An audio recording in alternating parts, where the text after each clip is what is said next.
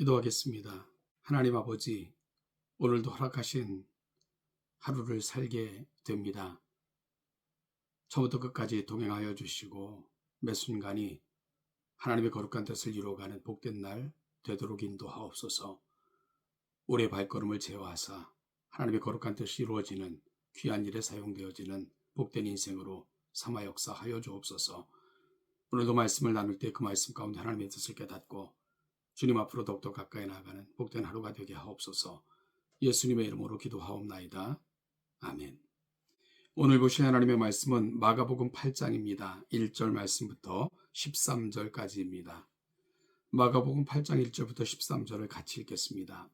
그 무렵에 또 큰 무리가 있어 먹을 것이 없는지라 예수께서 제자들을 불러 이르시되 내가 무리를 불쌍히 여기노라.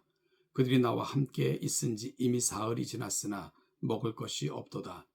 만일 내가 그들을 굶겨 집으로 보내면 길에서 기진하리라. 그 중에는 멀리서 온 사람도 사람들도 있느니라.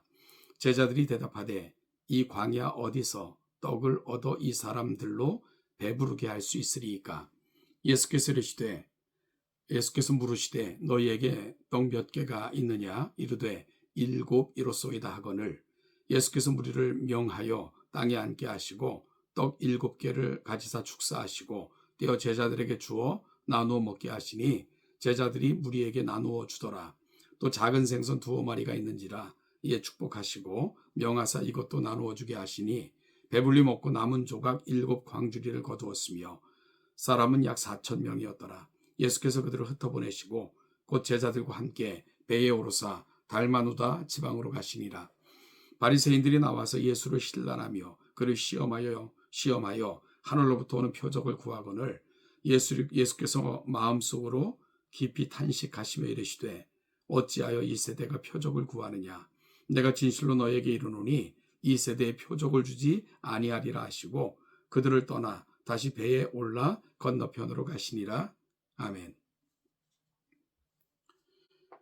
이 본문은 예수님께서 떡 7개와 물고기 2마리로 4,000명을 먹이신 그런 사건의 기록입니다.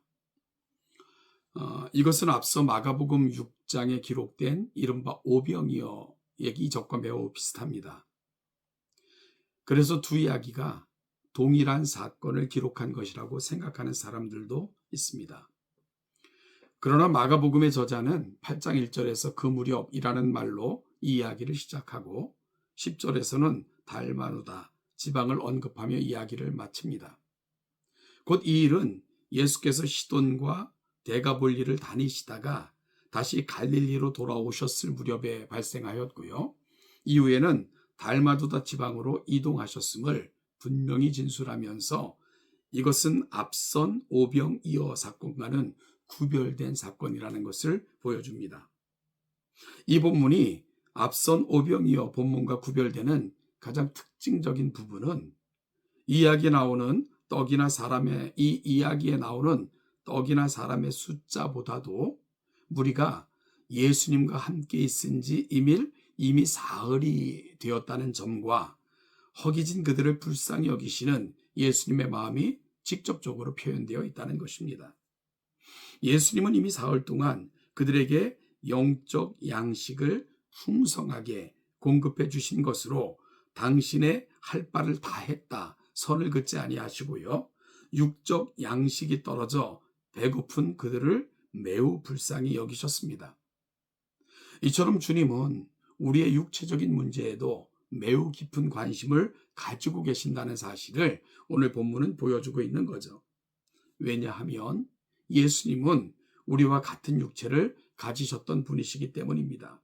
그래서 하나님이신 주님께서 사람이 되셨음에 사람의 필요를 가장 잘 아실 수 있었다. 성경은 예수님을 그렇게 소개합니다.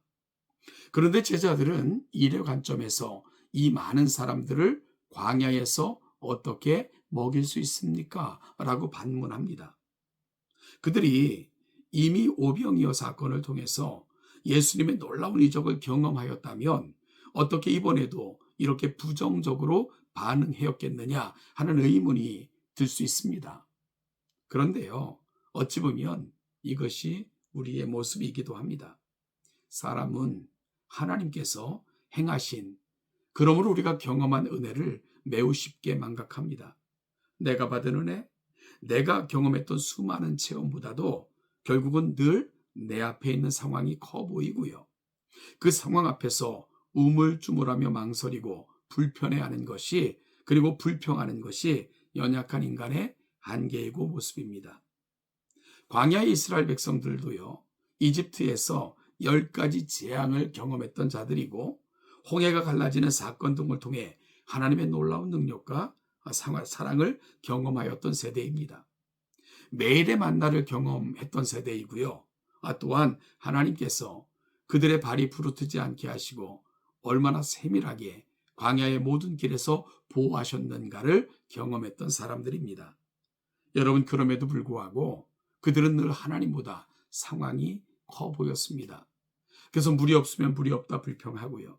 작은 시련 앞에서도 끊임없이 원망하던 이스라엘의 모습, 어찌 보면 모든 시대 어디에서나 볼 수 있는 모습이라는 생각이 들고요. 오늘 제자들도 그에서 지나지 않는 것이지요. 여러분, 혹시나도 과거에 하나님께서 베풀어 주신 은혜나 하나님께서 나의 삶 속에서 행하신 놀라운 일들을 잊고 어려움이 닥칠 때나 두려움이 닥치면 늘 의심하며 불안해하는 그런 인생으로 살고 있지는 않는가? 오늘 다시 한번 돌아보는 복된 이 아침이 되시기를 소원합니다. 여러분, 심지어 오늘 본문 11절부터는 이러한 예수님을 신란하는 무리까지 등장해요. 예수님을 신란하는 무리들의 요구는 이렇습니다. 하늘로부터 오는 표적을 보이라. 사실 예수님께서 이 땅에 오셔서 행하신 기적들은 하늘로부터 오는 표적들이라는 것을 보여줍니다. 광야에서 5,000명, 4,000명을 먹이신 것은 예수님께서 새 시대에 만나로 오신 것임을 확증하신 것이고요. 소경이 눈을 뜨며 안진뱅이가 일어서고 벙어리가 말을 하는 것은 이사야 선지자가 메시아가 이 땅에 오셔서 하실 것이다 하는 미리 예언했던 것들이 완전히 성취되었음을 예수님은 보여주셨습니다.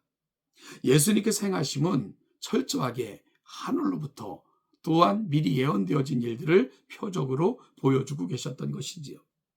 그럼에도 불구하고 예수님을 신란하는 바리새인들이 하늘로부터 오는 표적을 구한 것은 결국 자신들의 생각대로 자신들을 위한 기적과 이적을 요구하고 있다고 생각할 수밖에는 없게끔 만드는 것이지요.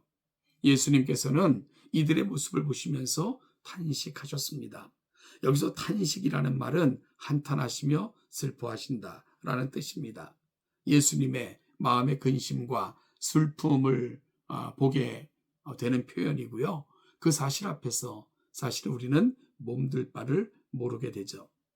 왜 창조주께서 친히 이 땅에 육신을 입고 오셔서 피조물의 모든 것을 친히 감당하시고 모든 약한 것과 필요를 채워주시면서까지 일하건만 신란의 대상이 되시고 비난의 대상이 되시고 끊임없는 인간의 욕망, 충족의 대상이 되셔야 하는가?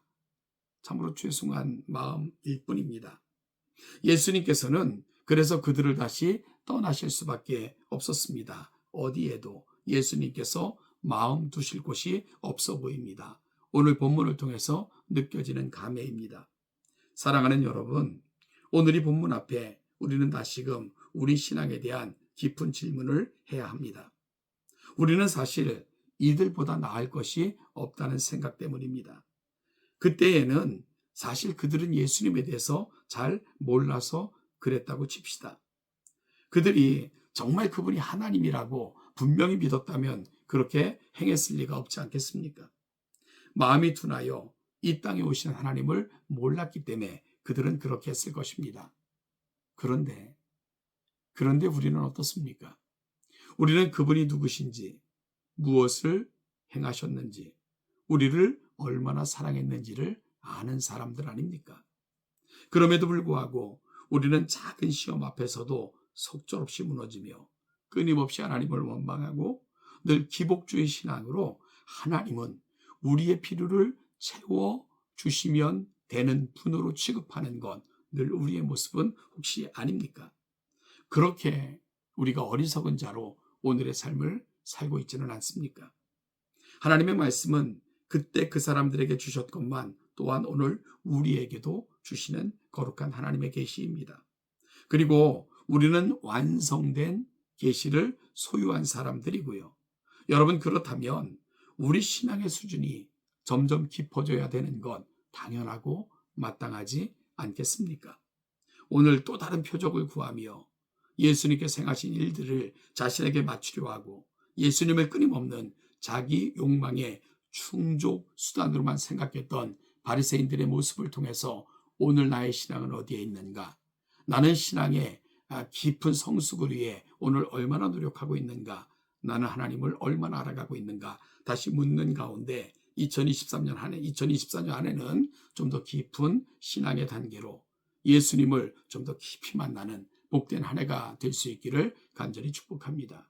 오늘도 살아가는 삶의 자리마다 하나님의 은총이 여러분과 늘 함께 하시기를 축복합니다.